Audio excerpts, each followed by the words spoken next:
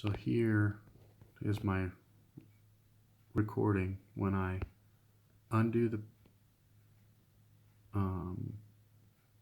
shield termination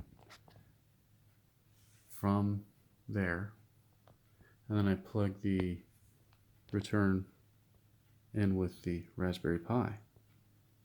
Now everything's stable.